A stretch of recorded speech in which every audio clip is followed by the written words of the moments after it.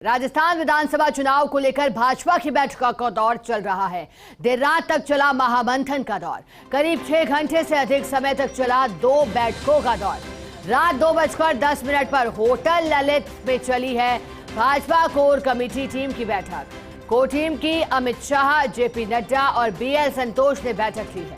CP Joshi, Vasundhara Raje, Rajendra Rathore, Arjun Meghwal, Kailash Chaudhary, Prahlad Joshi, Arun Singh, Nitin Patel, Kuldeep Bishnoi, विजय राहटकर, चंद्रशेखर, सतीश पूनिया, राज्यवर्धन सिंह राठौर और नारायण पंचारिया बैठक में मौजूद रहे हैं।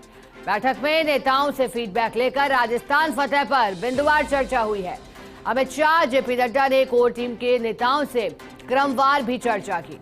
बैठक में संभागवार सीटों को लेकर खास तौर पर चर्चा हुई है। कठिन सीटों से लेकर आसान सीटों पर हुई है बात।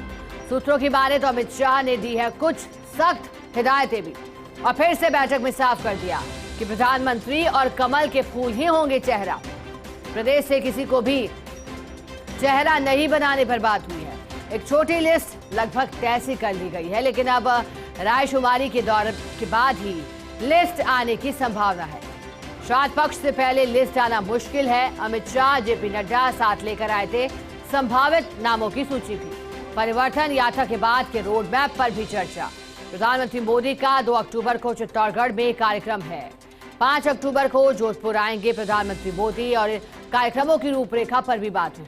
प्रधानमंत्री मोदी प्रदेश को दे सकते हैं कई सौगातें भी, और इसी कड़ी में अब एक के बाद एक बड़े कार्यक्रम भी बीजेपी शॉर्टलिस्ट करती जा रही है, क्योंकि अब चुनाव में बेहद कम वक्त शेष रह गया। उससे पहले नाम को फाइनलाइज करना है, वो प्रमुख नाम जिन पर दावेदारी बीजेपी की ओर से की जाएगी। लेकिन साफ कर दिया है कि किसी का भी चेहरा इन विधानसभा चुनाव में पार्टी की ओर से नहीं उतारा जाएगा, क्योंकि प्रधानमंत्री और कमल का फूल ये ही 2 प्रमुख चेहरे होंगे।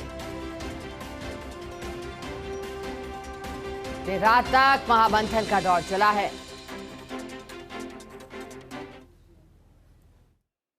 जब पहली बार माननीय राष्ट्रीय अध्यक्ष जी, माननीय गृह मंत्री जी के साथ बैठे थे, सारी परिस्थितियों पर, स्थितियों पर, सब पर चर्चा हुई है।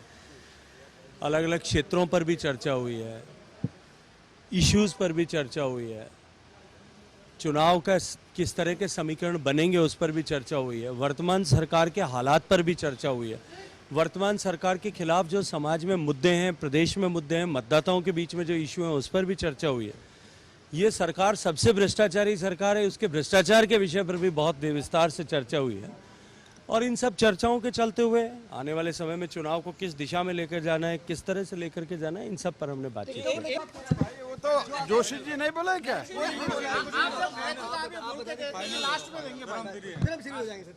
हमारा लंबी बैठकों का दौर चला, ओवरऑल देखा जाए तो क्या रहा?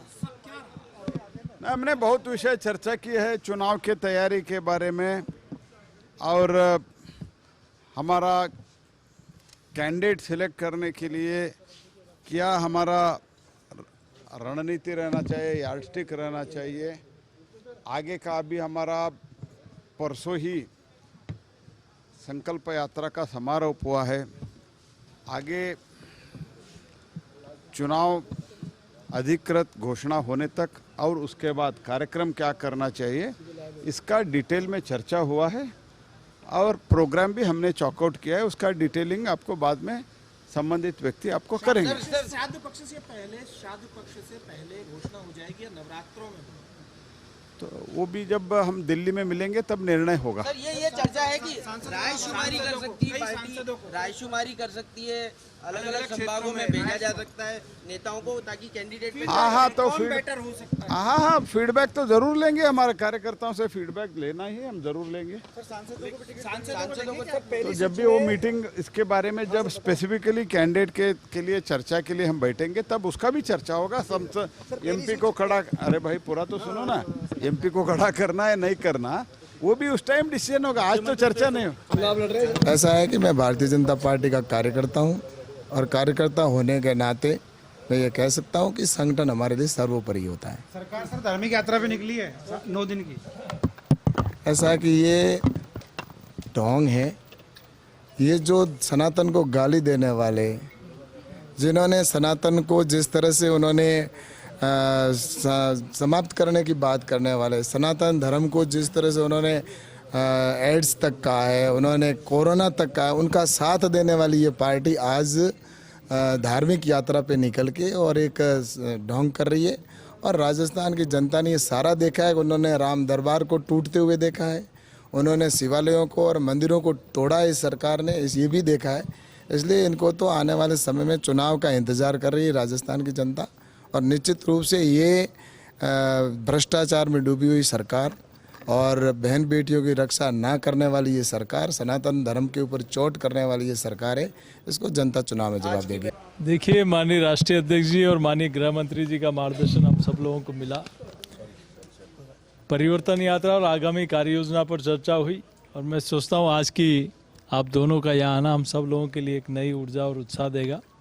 और राजस्थान में 2023 में कमल खिले, एक ऐसा मार्गदर्शन माननीय दोनों हमारे राष्ट्रीय नेताओं का मिला है। किस प्रकार के कार्यक्रम तय किए जा रहे हैं आगे आगामी दिनों में? जल्दी एक चार्ट आपको जारी करेंगे कल। यहाँ पर एक चीज है कि श्राद्ध पक्ष से पहले कैंडिडेट आ जाएंगे, एक लिस्ट आ जाएगी, या नवरात्र में आएगी, क्योंकि श्राद्ध पक्ष को लेकर कुछ ऊहापोह की स्थितियां रहती है। देखिए, श्राद्ध पक्ष तो 29 को लगेगा शायद जी, लेकिन अभी इस बारे में टिकट के बारे में चर्चा नहीं हुई।